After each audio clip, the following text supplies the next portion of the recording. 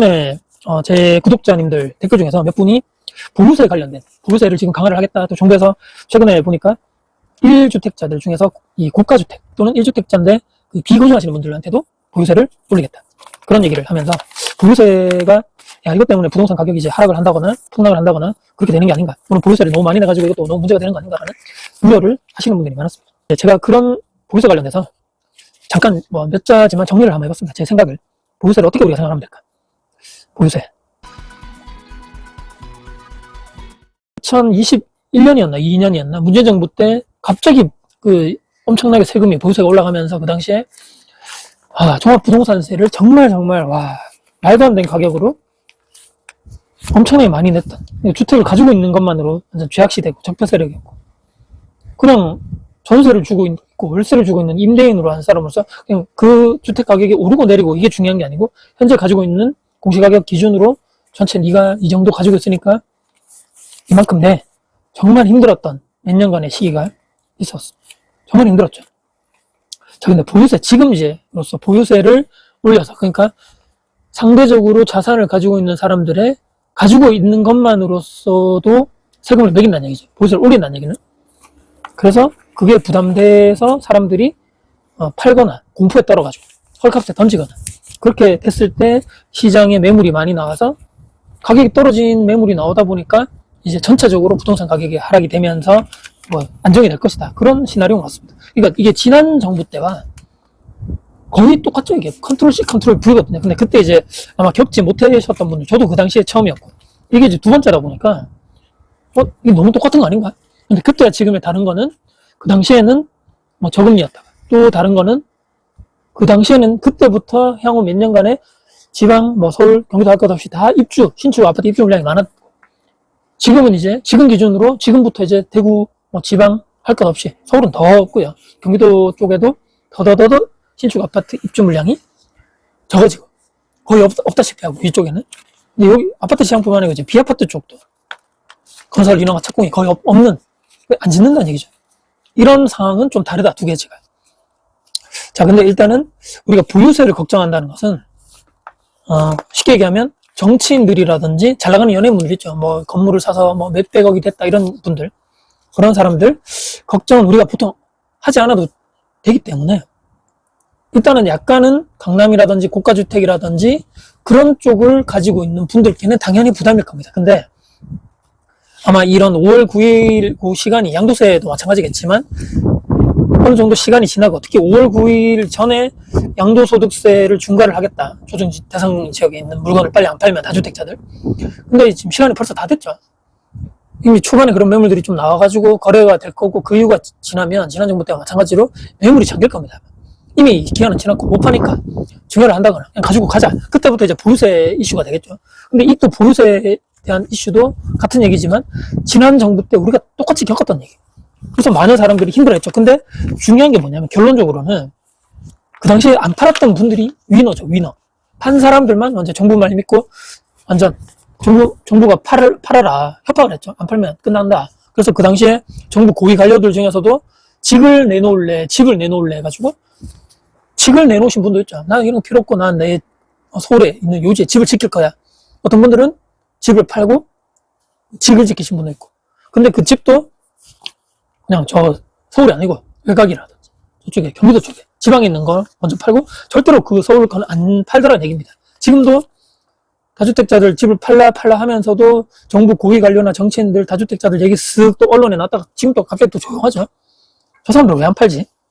그러니까 항상 우리는 정치인들의 그 말 이게 중요한 게 아니고 그들의 행동인 거죠. 그들의 행동. 저놈들은 파나?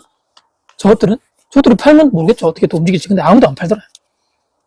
그리고 보유세 관련돼가지고 우리가 또 지나치게 걱정이신 분들은 또 어떤 분들 부류가 있냐면 아직까지 투자를 제대로 해보질 않았다거나 아직까지 내 명의의 부동산을 소유를 해보지 않으셨다. 그러니까 우리가 저 가보지 않은 길에 대한 막막한 두려움이 있는 거죠.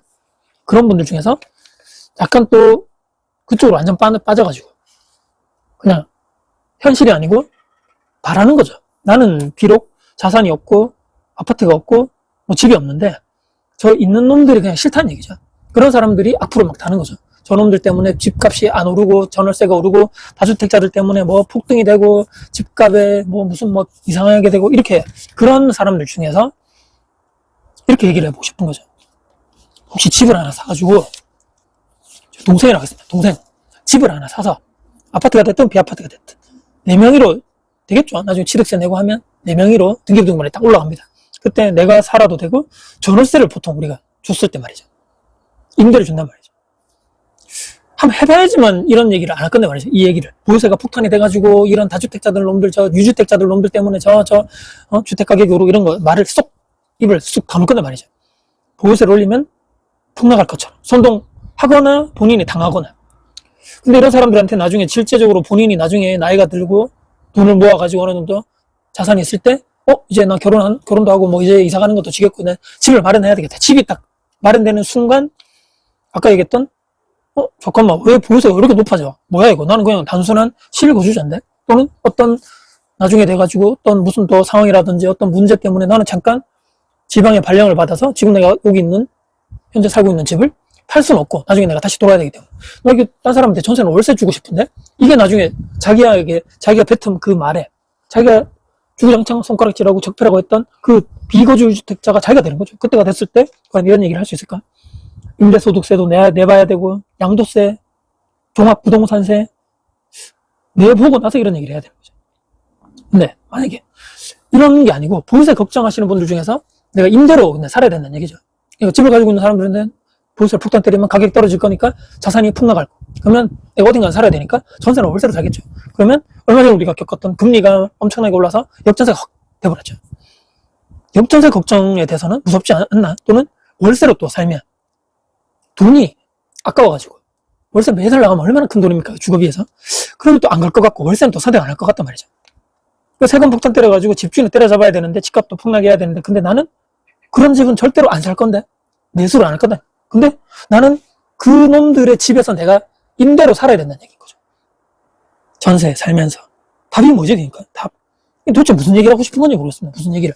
그러니까 보유세를 걱정하는 사람들 중에서 제가 두 번째로 지금 계속 얘기하는 사람들은 집값이 다주택자나 임대사업자나 주택에 있는 유주택자들 때문에 집값이 폭등하는 거기 때문에 보유세 폭탄을 때려가지고 저놈들 다 망하게 하고 집값이 다 폭락해야 돼. 그러니까 이 사람들은 그렇기 때문에 집을 안 사는 거죠. 내가 사면 가격이 떨어질 것 같고 폭락할 것 같고 지금 부동산 끝물이고 일본을 따라갈 것 같고 막 이런데 집을 내가 살 이유는 없다는 얘기죠. 그러면 누군가의 집에서 임대로 살아야 되는데 그 임대로 내놓은 내 집이 그 집이 그러니까 무주택자가 임대를 내놓지 않는 거죠. 다주택자들이 집을 임대로 사는 집에 내가 거기서 들어가서 살면서 저 다주택자를 망해라. 그럼 엽자자에 대한 거에 대해서 그런 게 대한 리스크는 없나? 또 월세를 내가 계속적으로 냈을 때에 대한 나는 그럼 도대체 언제 돈 모아가지고 언제 내 노후 준비를 하지? 부자들 기회비용이라고 있긴 한 건가? 임대로 살면? 이거 월세는 월급 받아가지고 벌어서 다 나가니까 아깝고 그렇다 해가지고 뭐 내가 묻지마 잡코인 투자 잡주식 투자해가지고 내가 인생을 한 방에 뭐 역전시킬 거라 그런 전형적인 이게 바로 투기꾼 적폐 마인드 아닌가요? 그렇게 사는 게 오히려 그러니까 내가 집을 내 명의로 한 개 딱 사가지고 실거주를 하게 되면 기회비용이라는 게 생기는 거죠. 집값이 올랐을 때 물론 이렇게 얘기하면 또 인플레이션이다 뭐 돈의 가치가 하락하기 때문에 그 실무자산 올라가는 거는 뭐 해지 수단밖에 안 된다 뭐 그건 맞는데 생활해보자는 거죠. 그러니까 그 기회비용이란 측면에서 내가 내 명의의 집을 가지고 있을 때 시간이 지나가서 쭉 시간이 지나서 그 집값이 올랐을 때는 내 자산이 상대적으로 내가 돈으로 현금을 가지고 있을 때보다는 올라갈 수 있는 그 기회의 비용은 내가 가질 수 있는데 내가 그냥 임대로 살았을 때 말이죠. 그럼 도대체 어떤 기회가 있는 거죠? 집값이 오르면 배 아픈 거고 집값이 떨어지면 혹시라도 좋을 수 있는데 거기에 내가 전세 살고 있으면 전세까지 많이 떨어졌다. 그러면 전세 역전세에 대한 리스크 이 또 리스크가 있는 거고 또 반대로 내가 이 보증금 높게 하기 싫어. 월세로 살았을 때는 매달 들어가는 그런 주거비 월세 때문에 그 돈이 그냥 계속적으로 증발돼 버린 거죠. 내 월급에서. 그러면 나는 시간이 지나가지고 회사를 나왔을 때 내 자산에 내 명의로 된 자산이 실무 자산이 있나? 라고 생각했을 때는 그 내가 자산이 올라갈 수 있는 남들보다 상대적으로 내 노후에 은퇴할 시점에 자산이 조금이라도 상승할 수 있는 그 기회에 대한 그거는 다 그냥 날아가는 거죠. 임대로 살았을 때. 그럼 이렇게 되면 또 사람이 불안하다 보니까 또 비이성적인 생각을 하게 되면서 집은 아니야. 그럼 난 주식이나 코인인데 그런 사람들 중에서 제대로 하시는 분은 하면 되는데 보통 제대로 하나요? 옆에 그냥 누구한테 물어보거나 유튜브 하거나 뭐 코인이나 잡주식 리딩방 들어가가지고 뭘 사면 되냐? 이렇게 남한테 물어보면서 한 방에 그냥 몇백 불의 수익률을 노리는 게 그게 진짜 전형적인 동생. 그 동생이 적폐 그거 아니에요?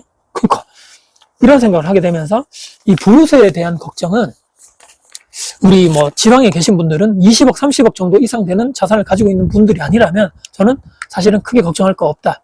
왜냐하면 정치인들 그들도 표를 생각해야 되는 사람들이기 때문에 내가 한 10억, 10억대 총 합쳐서 말이죠. 그 정도만 가지고 가기도 그 정도 자산을 내가 사기도 지금 세상에 얼마나 힘듭니까? 그렇게 지방에 있는 분들 대부분은 저는 아직 보유세에 대한 걱정은 아직까지는 크게 할 필요 없고 만약에 보유세를 올린다 하더라도 그들은 정치적인 표에 의해서 계산하기 때문에 함부로 쉽게 지난 정부도 문재인 정부 때 부동산을 엄청나게 뭐 대책이 많을 것 같이 얘기하다가 계속적으로 뭐 수십 번의 정책이 나왔음에도 불구하고 전세 폭등, 월세 폭등, 매매가까지 밀어 올리면서 그냥 그때 정권이 바뀌었다는 그런 게 다 우리가 공경연하게 알고 있는 사실이다 보니까 그들도 쉽게 하지 않겠다. 그러니까 우리는 막 무서워서 와 저거 어떻게 될지 모르겠어 아무것도 하지 말자 이게 아니고 그럼에도 불구하고 현재 내 위치, 내 자산, 내가 가지고 있는 시드머니를 통해서 어떻게 해서 조금씩이라도 갈아타기 전법으로 아니면 또는 일시적 일가구 이주택 제도를 활용을 한다든지 해서 계속적으로 더 좋은 쪽으로 자산을 갈아타는 그런 방향이 지금 현재로서도 저는 가장 유효하고 앞으로도